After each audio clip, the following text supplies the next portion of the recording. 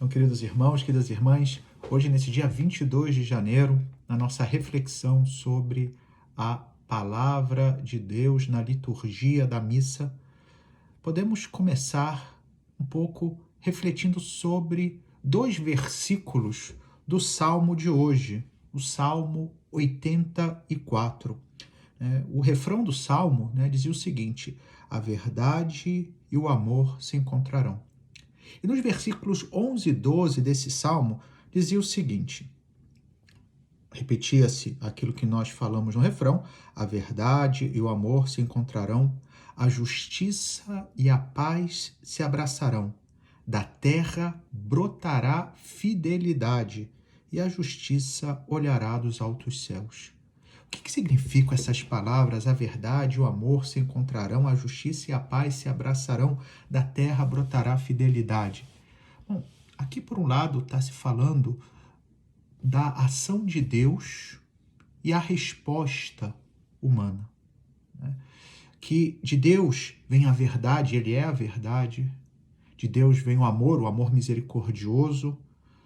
Deus é a justiça e que nos torna justos, e é aquele que também é a fonte da paz, sobretudo lembrando que a paz, na mentalidade dos judeus, na língua hebraica, que foram escritos os salmos no Antigo Testamento, paz, que a gente, até uma palavra que conhecemos, que é shalom em hebraico, mas não significa simplesmente ausência de guerra. A paz é como o estado de harmonia perfeita que se identifica com a ausência de pecado. Daí que a justiça e a paz se abraçarão, porque para que exista a paz é preciso a justiça, e não a justiça humana, mas a justiça de Deus, que torna justos os homens, justifica os homens, que salva os homens, assim libertando-nos do pecado, e daí vem a verdadeira paz, e que somente a verdade e o amor são capazes de oferecer.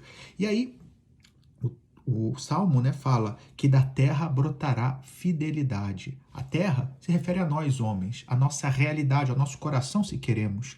E daí deve brotar a fidelidade, que é a resposta que nós devemos dar a essa ação de Deus na nossa vida.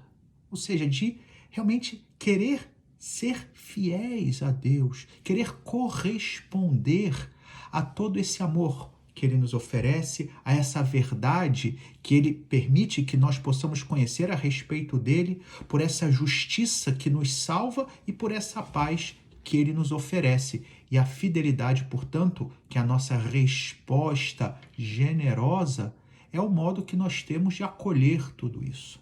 Porém, queridos irmãos, queridas irmãs, será que nós somos realmente fiéis? Será que a fidelidade é algo que caracteriza o ser humano?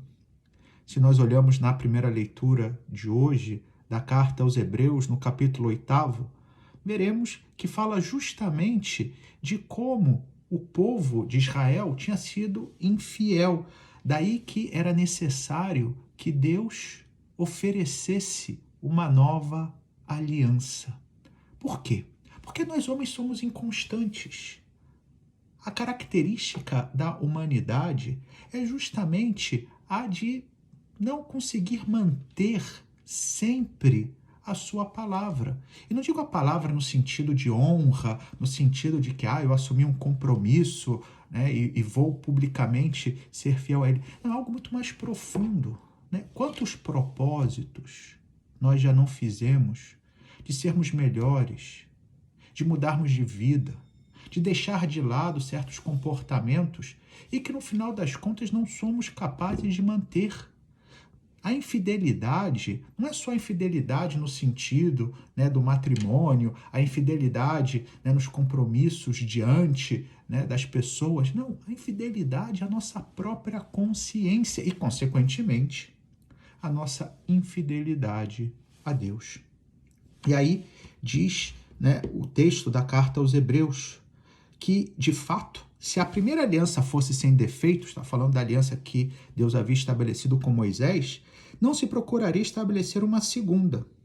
Com efeito, Deus adverte, sempre estou aqui no texto da carta aos Hebreus, dias virão diz o Senhor, em que concluirei com a casa de Israel e com a casa de Judá uma aliança nova, não como a aliança que fiz com seus pais no dia em que os conduzi pela mão para fazê-los sair da terra do Egito. Está falando da libertação pelo Mar Vermelho, né, quando Moisés então salvou o povo da escravidão do Egito. E aí continua o texto. Pois eles não permaneceram fiéis à minha aliança. Por isso me desinteressei deles, diz o Senhor. Desinteressou é uma figura de linguagem, evidentemente, porque se Deus realmente tivesse se desinteressado alguma vez do ser humano, o ser humano deixaria de existir. Né? É um modo, né, dessa linguagem da Bíblia, às vezes, para mostrar, né, o que o homem, se realmente Deus fosse, né, agir conforme o que ele mereceria, seria justamente, né, o desinteresse, o abandono, mas no fundo nós sabemos que não é assim. E continua o texto.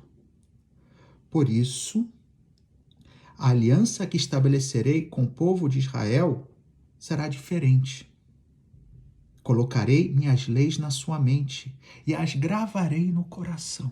Então, o Senhor, que sabe que nós somos inconstantes, promete que vai nos dar uma capacidade de sermos fiéis. Uma nova aliança que não vai ser simplesmente algo externo, mas algo que vai brotar do nosso coração. Lembremos o Salmo, a fidelidade, né, da terra brotará a fidelidade. Né? Do nosso coração vai brotar a fidelidade. Como? Através de Jesus Cristo. Porque no fundo, ele, que é Deus feito homem, assume a humanidade e ele dá a resposta fiel a Deus enquanto homem e nos associa a ele. E aqui está, queridos irmãos, queridas irmãs, a ideia fundamental que hoje a palavra de Deus nos ensina, que se sozinhos somos inconstantes, se sozinhos não somos capazes de sermos fiéis aos nossos próprios propósitos, às nossas próprias decisões de sermos melhores, se somos infiéis com Cristo, nós seremos fiéis não por nós mesmos, mas porque Ele vai nos levar a essa fidelidade. Porque Ele sabe, sim, da nossa fraqueza, mas Ele quer estar conosco. E é o que vimos no Evangelho, quando Jesus chamou os 12 apóstolos, homens que eram como eu e você, cheios de defeito, cheios de incoerências, cheios de fragilidades, cheios de pecados. Pedro, que negou Jesus, Mateus, que era cobrador de impostos, né? O Judas Iscariotes, que não somente, né, negou Jesus, mas como o vendeu, o traiu, e mesmo assim Jesus o chamou. E ele teve a possibilidade, sim, né, de ser um santo, né, mas na sua liberdade não quis. Mas isso não fez com que Jesus o menosprezasse, todo o contrário, deu a ele todas as chances, como dá a mim e a você, porque, repito, a nossa fidelidade, essa que brota da terra do nosso coração, que se abre à verdade de Deus, que se abre ao amor de Deus, que se abre à justiça, que experimenta a paz, é o fruto de estar unido a Jesus. E que eu e você, então, hoje, possamos abrir a nossa vida a Cristo e com Ele possamos ser sempre mais fiéis a Deus. E que Ele abençoe a cada um, em nome do Pai, do Filho e do Espírito Santo. Amém.